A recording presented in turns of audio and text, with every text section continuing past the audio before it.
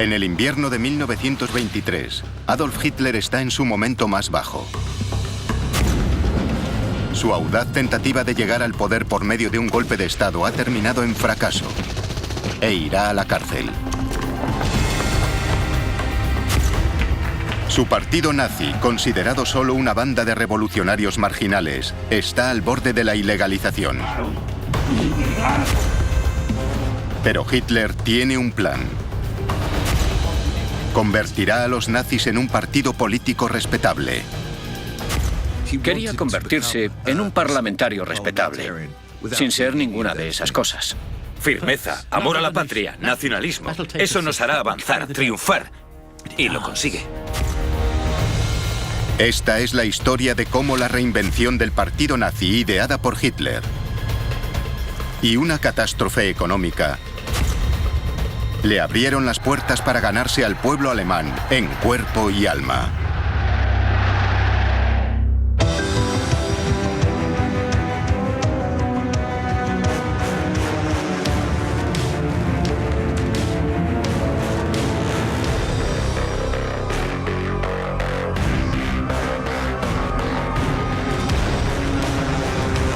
El ascenso del partido nazi. Alcanzar la respetabilidad.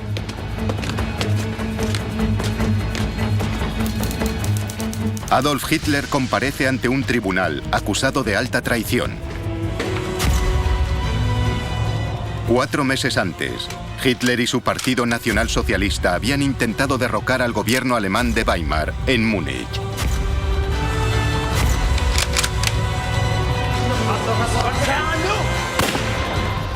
Pero habían fracasado. El putsch o golpe de la cervecería es un contratiempo humillante para los nazis. Y un golpe personal para Hitler. Curiosamente, justo antes del juicio, recibió la visita de unos compañeros que lo vieron deprimido, barajando incluso el suicidio. No sabemos si era un farol, pero les dijo que estaba desmoralizado. Hitler está totalmente abatido. El golpe ha sido un desastre, él lo sabe. Y cree que es el fin de su carrera. Pero entonces pasa algo extraño. Increíblemente, incluso en un momento de catástrofe total, Hitler ya está tramando su regreso. Ante el tribunal se da cuenta de que es una gran oportunidad. Este no será el final de Hitler, será el nacimiento de un nuevo Hitler. No podía imaginar un teatro mejor para él aparte de las cervecerías. Se esperaba que Hitler negase su participación en la trama. Pero en cambio, reconoce abiertamente su culpabilidad. Asumo toda la responsabilidad, pero no por ello soy un criminal. Si hoy me encuentro aquí como revolucionario, es como revolucionario contra la revolución. No se puede llamar gran traición el ir contra los traidores de 1918. En una serie de discursos, expone su defensa. Primero, carga contra el Tratado de Versalles, firmado al final de la Primera Guerra Mundial, que había mutilado económicamente a Alemania. Le indigna que haya sido obligada a pagar enormes sumas a los aliados por haber comenzado la guerra, a una costa del hambre y el empobrecimiento de sus ciudadanos. Para nosotros fue un crimen deleznable contra el pueblo alemán. Una puñalada por la espalda a la nación alemana. Hitler personificaba una opinión muy extendida. Apelaba a un sentimiento nacional muy fuerte en ese país. La idea de que Alemania había sido maltratada en Versalles. Le repugna la ocupación aliada de la región industrial más rica de Alemania, el Ruhr. Y culpa a los políticos alemanes de izquierdas, quienes, según él, se rindieron patéticamente en 1918. Sus discursos apasionados calan hondo. En lugar de como un traidor, se presenta como un patriota que intenta devolver el honor a la nación.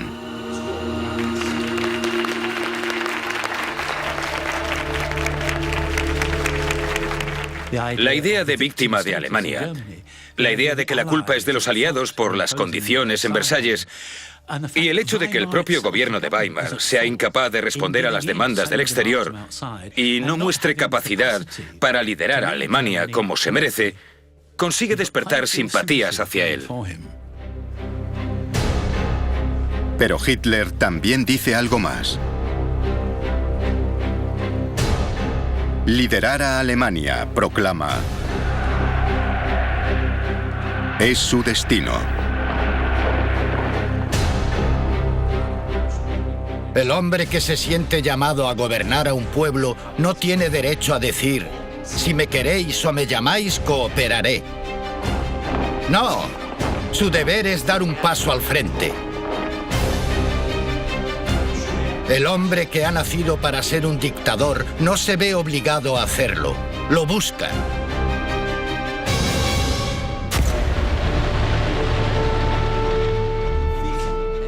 Las intervenciones de Hitler son tan fascinantes que llegan a los titulares no solo de Alemania, sino de todo el mundo. En Gran Bretaña, el Daily Express llama a Hitler Rey sin corona de Baviera y patriota demagogo de quien sugiere tal vez volvamos a oír hablar algún día. Pero Hitler aún tiene que convencer a una de las personas que asisten al juicio, al juez. Tras 4 semanas de proceso, alcanza su veredicto.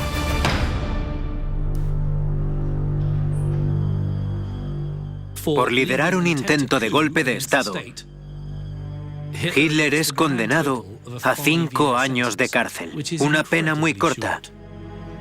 Tiene suerte de que no lo condenasen a muerte.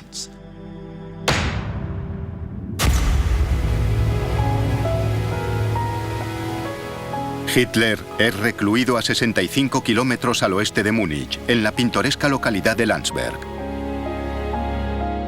donde es tratado como si fuese un rey en el exilio. Con su nuevo estatus de famoso, Hitler aprovecha su estancia en la cárcel para hacer relaciones públicas e invita a su propio fotógrafo a inmortalizar su encarcelamiento. Ese es tan solo uno de los privilegios de los que disfruta entre rejas. Hitler después inventaría que su estancia en la prisión de Landsberg fue un infierno, pero la realidad es que fue lo contrario. Puede pasear por los jardines como y cuando quiera. Tiene permiso para que sus camaradas vayan a visitarlo. Esto no es una cárcel, es una especie de campamento de verano para nacionalistas. Estaba cómodo, tenía su silla de mimbre favorita, tenía ventanas por las que mirar y hasta engordó bastante.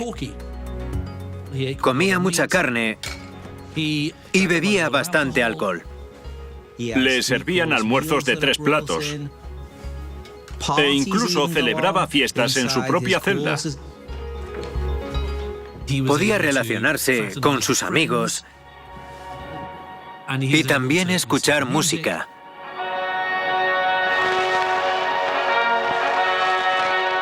Pero Hitler no se limita a pasar el rato. Inspirado por su compositor favorito, Wagner, y por las obras de varios filósofos, decide plasmar en papel sus ideas.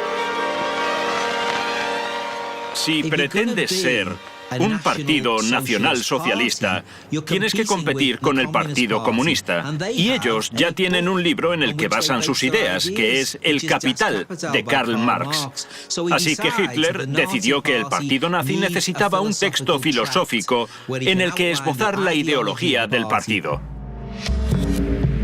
Junto a Hitler cumple condena en Landsberg otro de los conspiradores del golpe de la cervecería, Rudolf Hess.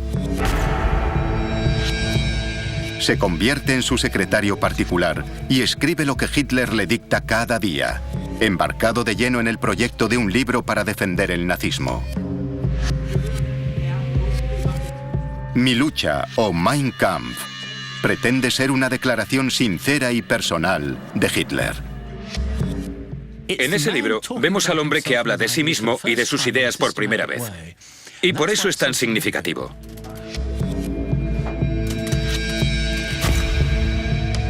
Anécdotas distorsionadas sobre la infancia de Hitler, su juventud en Viena y sus experiencias de guerra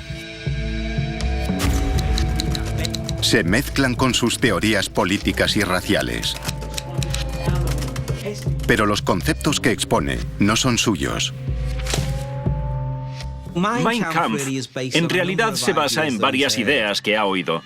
Podríamos decir que es un crisol de ideas robadas a la filosofía, de las que se encuentran en el reverso de un posavasos. En realidad es una mezcolanza. La base es la creencia de Hitler de que el pueblo ario alemán es la raza dominante natural y que el mayor enemigo de Alemania son los judíos. La personificación del diablo como símbolo de todo mal asume la forma viva del judío. Hitler cree que los judíos son una raza genéticamente inferior y que son los culpables de todo lo malo que le ocurre a Alemania, incluida la capitulación del país en la Primera Guerra Mundial y sus dificultades económicas. Es y seguirá siendo el típico parásito.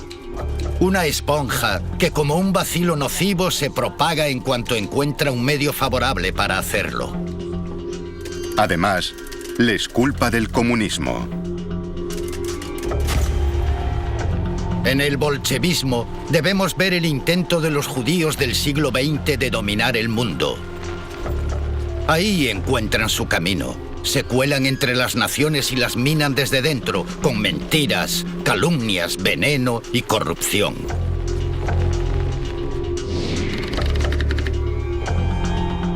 Mein Kampf contiene incluso una aterradora advertencia sobre las intenciones de Hitler.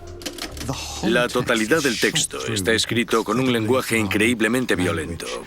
Página tras página asistimos a un lenguaje de erradicación, aniquilación, destrucción, exterminación.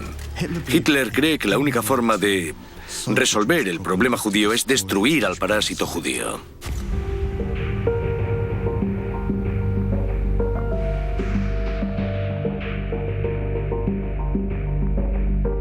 El siguiente movimiento político clave de Hitler es inspirado por un profesor de geografía política de la Universidad de Múnich y antiguo tutor de Rudolf Hess, el doctor Karl Haushofer. Durante una visita a la prisión de Landsberg, Haushofer introduce a Hitler en el concepto de Lebensraum, literalmente, espacio vital. En el concepto de Lebensraum está implícita la idea de anexión territorial.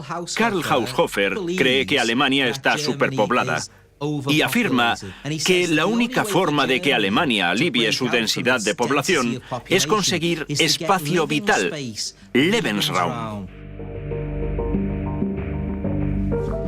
El concepto Lebensraum hace surgir en Hitler la idea de que para que la nación se convierta en una gran potencia, Alemania debe invadir otros países, especialmente los poblados con razas a las que él considera inferiores.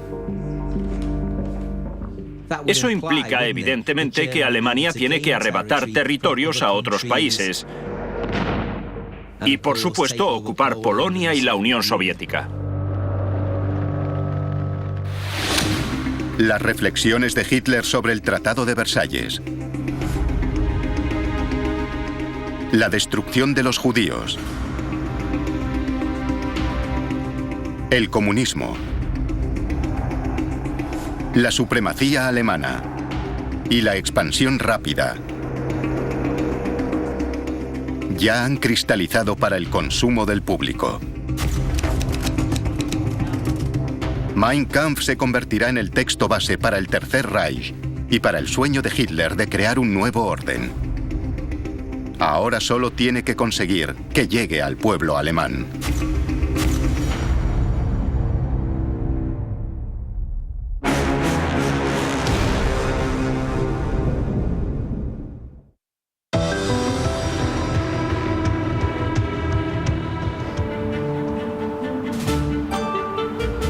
En el año transcurrido desde su golpe fallido en Múnich, Adolf Hitler ha sufrido una transformación de revolucionario violento a héroe nacional.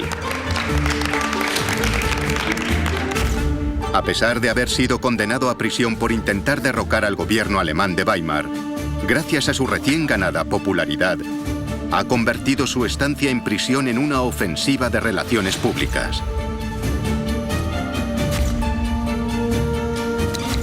Y ha escrito un libro con el que espera transmitir su mensaje al pueblo alemán. Cárcel de Landsberg, 20 de diciembre de 1924. Ahora, tras cumplir solo 9 meses de una condena de 5 años, este hombre de 35 años es puesto en libertad. Pero si aguardaba una horda de simpatizantes a las puertas de la cárcel, no los encuentra. En su lugar, solo un coche ha venido a recogerlo. ¿El motivo? Alemania vive una época de prosperidad. El gobierno democrático ha pedido prestados miles de millones para pagar la deuda de la guerra. Ahora, el país crece gracias al dinero extranjero, en especial de los Estados Unidos. Mediados de los años 20 es la época dorada de la República de Weimar. Los estadounidenses les dieron muchos préstamos y gracias a ello, Alemania revive. La economía alemana mejora lo suficiente como para que parezca que el gobierno democrático de Weimar empieza a funcionar. Por fin, parece que los días de sufrimiento han terminado. Todos lo ven como un periodo para empezar de nuevo. Tras la turbulencia de la hiperinflación, las cosas mejoran. La gente está satisfecha en general con el sistema político, siempre y cuando haya mercancías, siempre y cuando haya crecimiento y estabilidad. Pero para Hitler, toda esa prosperidad es desastrosa. Nadie quiere oír hablar de un partido revolucionario radical. Sobre todo de uno que pretende llegar al poder por la fuerza. Y lo que es peor, como pena por haber participado en el golpe de la cervecería, a Hitler se le prohíbe hablar en público. Incluso se habla de la posibilidad de deportarlo a su Austria natal. Y las malas noticias no terminan ahí. El partido nazi está al borde del colapso. El amigo fiel de Hitler y su mano derecha, Hermann Göring, se ha enganchado a las drogas. Göring, que resultó herido durante el putsch, evitó la detención. Pero fue hospitalizado en Austria, donde le administraron morfina para paliar el dolor. En los meses siguientes, esto le llevará a desarrollar una adicción a la morfina.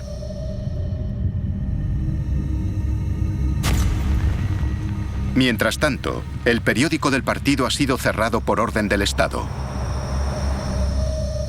La militancia del partido nazi, que había alcanzado los 55.000 afiliados en 1923, ha perdido más de la mitad de sus miembros. Y en las elecciones de diciembre de 1924, los nazis sufren una gran derrota. Solo consiguen el 3% de los votos. El partido ha sufrido la ausencia de Hitler y la transformación de la opinión pública. Era un declive natural. Si el hombre que había creado el partido no estaba, tenía que producirse el declive. Y si añades a eso la recuperación económica, el nazismo no tenía el atractivo que tenía antes del putsch.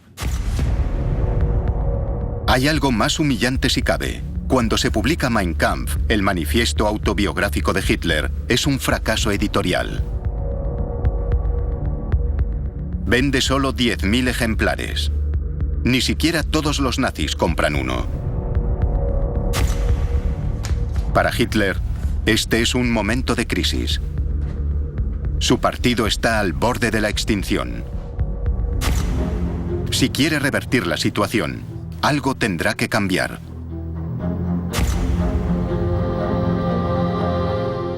Hitler tomó la decisión de que a partir de ese momento los nazis dejarían de ser un partido violento y revolucionario. Debían adoptar las formas de la legalidad. Debían presentarse a las elecciones. Pasar por todas las fases de un partido parlamentario democrático. Hitler decide que el partido nazi necesita un relanzamiento. Será honorable y democrático. Buscará el poder no a través de la violencia, sino ocupando asientos en el Parlamento alemán, el Reichstag.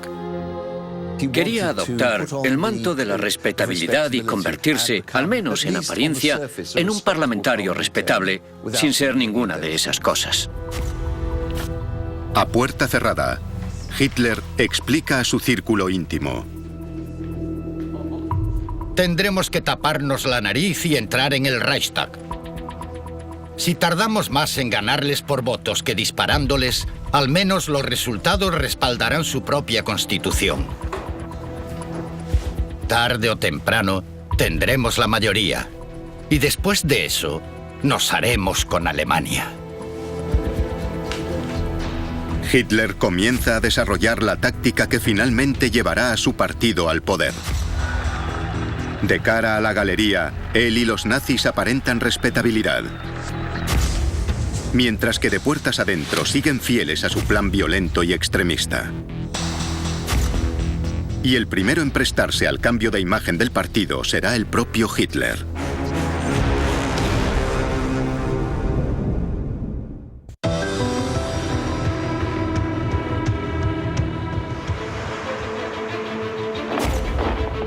A mediados de los años 20, el partido nazi sufre un serio declive.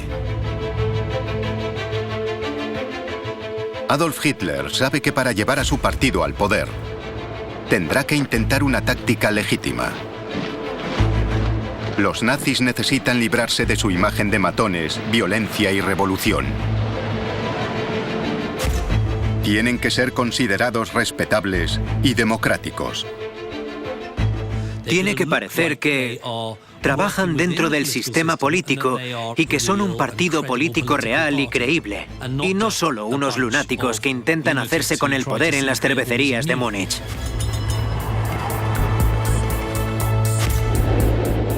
Con una Alemania aparentemente próspera bajo un gobierno democrático, Hitler se da cuenta de que la única forma de hacerse con el poder es ganarse en cuerpo y alma al pueblo alemán en unas elecciones.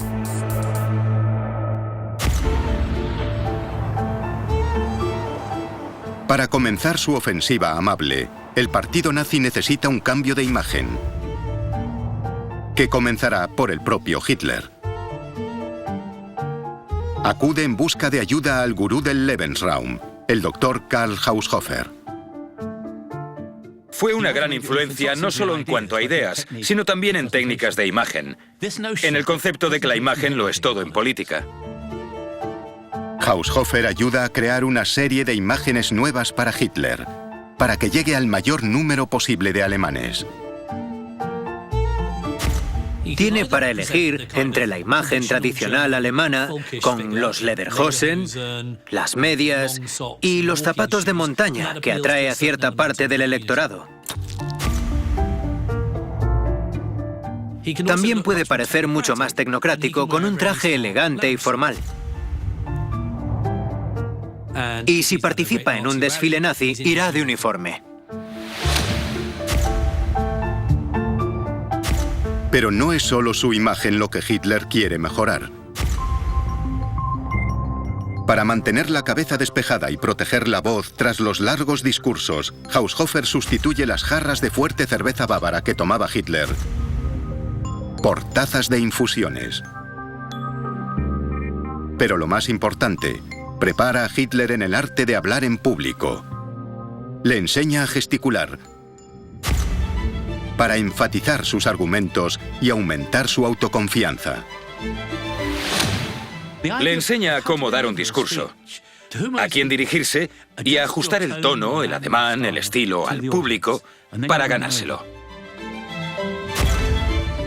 Empieza practicando frente al espejo. Practica todos sus gestos frente a un espejo. Ensaya ese gesto en el que echa la mano hacia atrás y las pausas que hace en los discursos.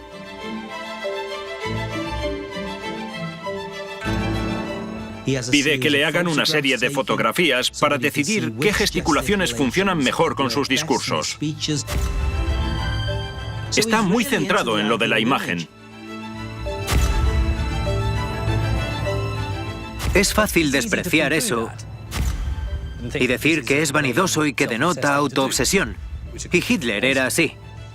Pero al mismo tiempo tiene todo el sentido.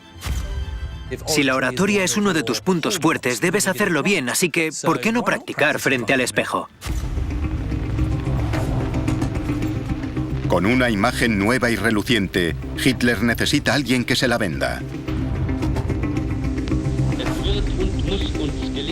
Y ha encontrado a la persona perfecta. El escritor fracasado, Joseph Goebbels.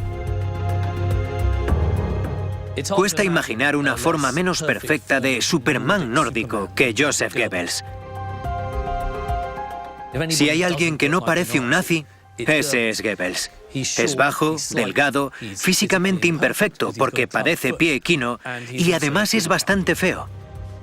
Pero tiene una mente muy rápida. Es doctor en filología y es consciente del poder de la propaganda y las palabras. Acomplejado por su altura, su discapacidad y porque el ejército alemán lo rechazó por ello, él también desprecia al gobierno de Weimar.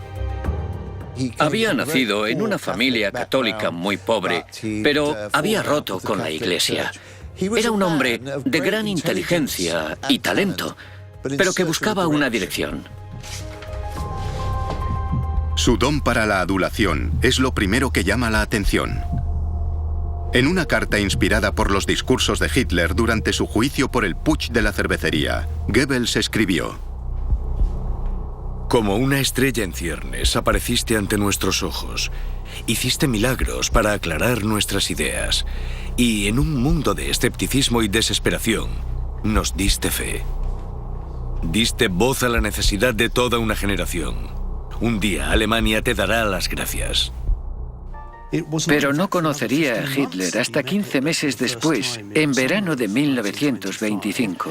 Y entonces escribiría: es todo lo que esperaba. Era todo lo que él había esperado y más. Cuando cayó bajo el embrujo de Hitler, se prendó de él como una colegiala. En una entrada de su diario el 23 de noviembre de 1925, Goebbels escribe: ¡Qué alegría! Me saluda como a un viejo amigo, como lo quiero. Me ha dado una foto con una dedicatoria a la región de Renania. Heil Hitler. Quiero que Hitler sea mi amigo. Para cambiar la imagen de todo el partido nazi, Hitler sabe que necesita la ayuda de un hombre como Goebbels. Muchos miembros del partido nazi consideraban a Goebbels el más brillante de todos. Era muy ingenioso, no tenía esa forma prusiana un poco cuadriculada de hacer las cosas siguiendo el manual. Es un gran trabajador. Es un hombre de una enorme energía, dispuesto a trabajar muchísimas horas y a viajar incesantemente. Es una figura de muchísimos recursos. Si hay un problema, Goebbels lo solucionará. Era el hombre al que recurrir. El partido aún está sometido a restricciones en muchas zonas de Alemania, y Hitler necesita a alguien que atraiga a nuevos votantes. Goebbels era un hombre que comprendió intuitivamente los métodos modernos de propaganda. Vemos un cambio hacia los medios impresos por necesidad, porque Hitler tiene prohibido pronunciar discursos en público. Eso hace que surjan toda una gama de periódicos y revistas nazis. Los nazis, en este momento, están a la vanguardia en el uso propagandístico de panfletos, de revistas ilustradas, carteles electorales.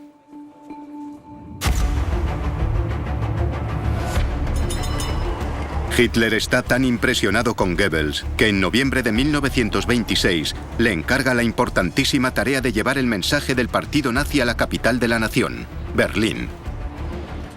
Berlín tenía fama por aquel entonces de baluarte comunista, de baluarte sindicalista, y Goebbels, por lo tanto, recibe de Hitler un encargo realmente difícil.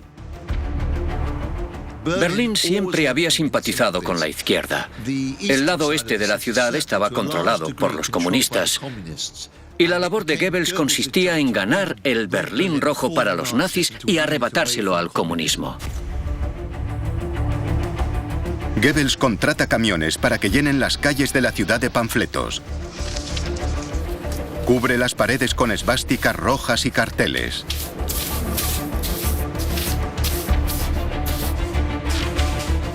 Y utiliza su periódico berlinés, Der Angriff, El Ataque, para llevar la ideología política de Hitler a las masas. Pero también hace uso de otro de sus grandes talentos: dar discursos. La prohibición de hablar en público se levanta en 1927. Goebbels se convierte entonces en orador habitual de los nazis. Solo Hitler le superaba en el arte de hablar. Aunque físicamente era un hombre pequeño, podía electrificar al público con su pasión y su oratoria. Era un hombre extremadamente valioso, el que Hitler tenía a su lado. Mientras el estilo de Hitler es agresivo y apasionado, Goebbels es mordaz y sarcástico. Goebbels se crecía en una atmósfera de confrontación. Daba lo mejor de sí mismo en una sala llena de humo con sus rivales presentes. Sus discursos eran largos, a menudo eruditos, pero también eran ingeniosos y amenos, y tenía una habilidad especial para acallar a quienes lo interrumpían. Pero tras su fachada inteligente, Goebbels es un matón. Él y sus gorilas del partido nazi, los camisas pardas de las SA, provocan a menudo a los partidos de la oposición, con el objeto de causar un baño de sangre. Las SA de Goebbels se especializaron en ir a los barrios obreros de Berlín y dar discursos sobre temas que sabían que provocarían la ira de los paramilitares de izquierda. Y con ello la pelea estaba asegurada. Se peleaban en las calles literalmente usando porras, patas de sillas, usando botellas y jarras de cerveza. Incluso se disparaban y apuñalaban en la calle. Goebbels no dudaba en usar la violencia para conseguir su fin.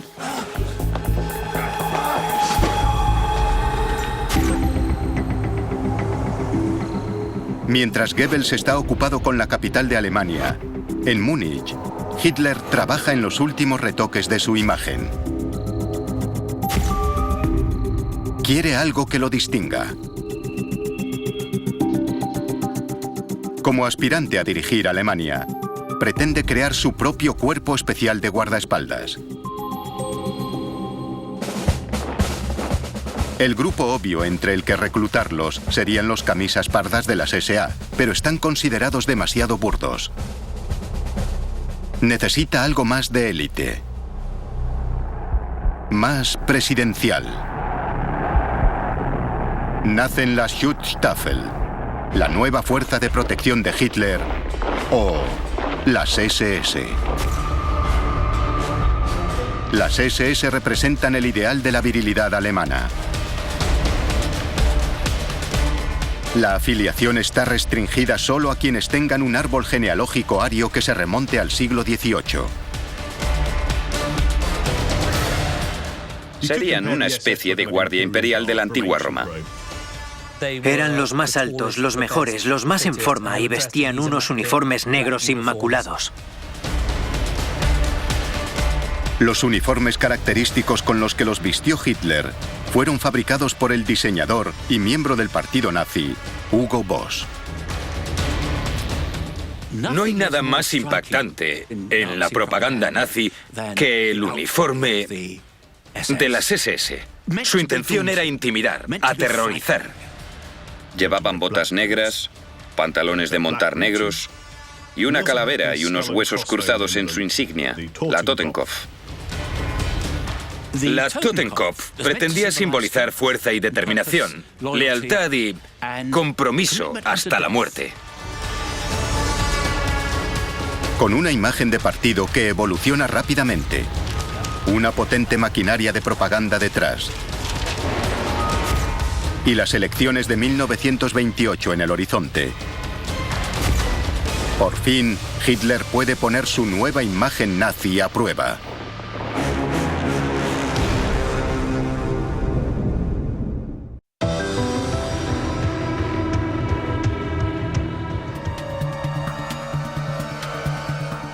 Con una nueva imagen, una nueva propuesta democrática y el levantamiento de la prohibición de hablar en público, los nazis concentran todas sus energías en disputar las elecciones de 1928.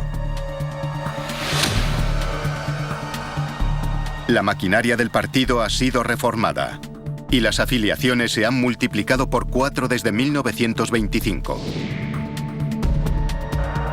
Hitler se afana por poner en práctica la táctica de parecer respetable por fuera, pero aferrándose fervorosamente a su proyecto secreto.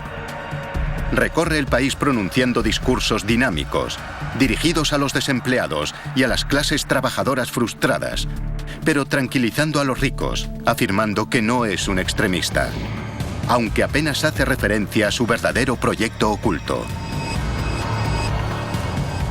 Los judíos. Hitler presenta al partido como modelo de respetabilidad política, rebajando el tono antisemita. En su lugar, se dirige a las clases obreras rurales, donde el cebo judío no interesa para las elecciones. En estas comunidades rurales no hay judíos, así que lo que les interesa realmente son los precios de la agricultura, los precios de sus productos cuando los llevan al mercado. No hay mucho interés por la cuestión judía. Y hay otra razón por la que los nazis rebajan su antisemitismo. Hitler busca el apoyo de los empresarios. La mayoría de las empresas alemanas que exportan y realizan intercambios con otros países lo hacen con personas que son judías. El argumento político central de Hitler no es el racista, sino el económico. Advierte de que el boom de la economía del país ha sido propiciado por el dinero estadounidense y si este faltase, Alemania se colapsaría. La frase que Hitler usa en algunos de sus discursos es «Weimar está bailando sobre un volcán» y que toda la prosperidad se debe únicamente a los préstamos. Con el tiempo, todo se vendrá abajo y Alemania volverá de nuevo a un estado de depresión por haber confiado en los préstamos estadounidenses.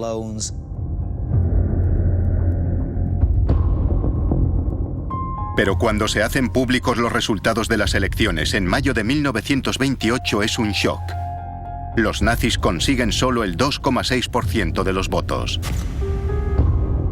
Los comunistas, principales rivales de Hitler, cuadriplican ese apoyo. Hitler y su partido han obtenido peores números que en las elecciones de 1924. La nueva imagen no ha funcionado. Parece que el partido nazi camina hacia ninguna parte. Seguían siendo un partido marginal con un porcentaje minúsculo de votos. Pero hay que recordar que Alemania seguía disfrutando de cierta bonanza económica. El nazismo era una bola de nieve. Había nacido en tiempos fríos, pero expuesto a la luz del sol, se derretía. Y la economía era ese sol.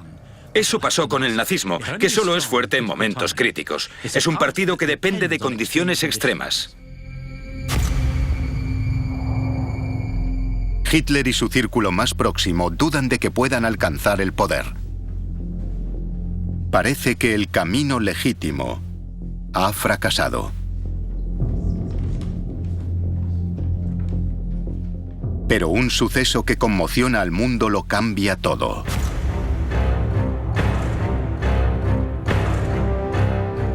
El 24 de octubre de 1929, el mercado de valores de Wall Street se desploma. Tal y como Hitler había predicho, los bancos estadounidenses reclaman sus préstamos en un intento desesperado por salvarse. Cuando los Estados Unidos tuvieron problemas, se retrajeron, dejaron de comprar, dejaron de prestar dinero, y todos los países sufrieron porque estaban conectados a un sistema internacional. La Gran Depresión es testigo de cómo innumerables negocios prósperos se declaran en bancarrota en todo el mundo.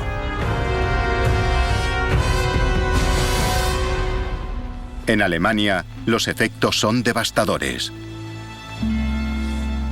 Sin los préstamos de los Estados Unidos, los bancos caen. El desempleo se dispara dramáticamente. En tan solo 8 semanas, pasa del 3 al 26%.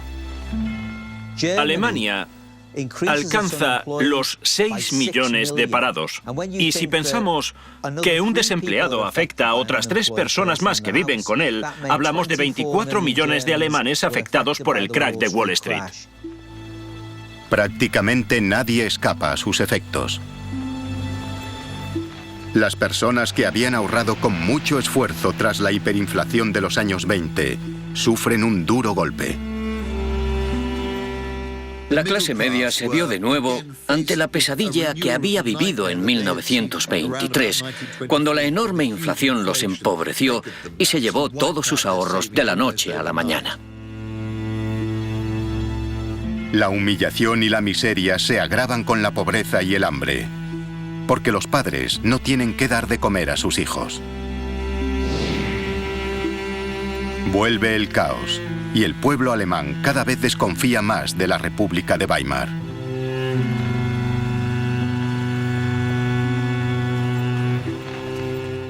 Alemania está en una situación terrible, que se ve en lo que ocurre muy rápidamente. El hambre, la pobreza y la desesperación llegan a Alemania. Del crack de Wall Street surgen las semillas que alejarán al país de la democracia y lo acercarán al partido nazi. Un hombre ya había predicho todo esto. De repente, la gente lo ve de otra manera. Adolf Hitler ya no es un extremista radical. Es un profeta. Lo que él había dicho que pasaría, estaba pasando. ¿De quién es la culpa? Bueno, podríamos decir que es un problema de la economía internacional. Pero para los nazis, la economía internacional era la economía judía. Hitler cree que es una conspiración. Os dijimos lo que pasaría y ahora se ha hecho realidad. Con la nación alemana sumida en la desesperación, Hitler disfruta por fin de la oportunidad que había estado esperando. Curiosamente, muchos de los que más han sufrido a consecuencia de la Gran Depresión son quienes habían ignorado a Hitler y habían votado en su contra. Ahora están dispuestos a escuchar su mensaje. Los nazis están en pleno ascenso.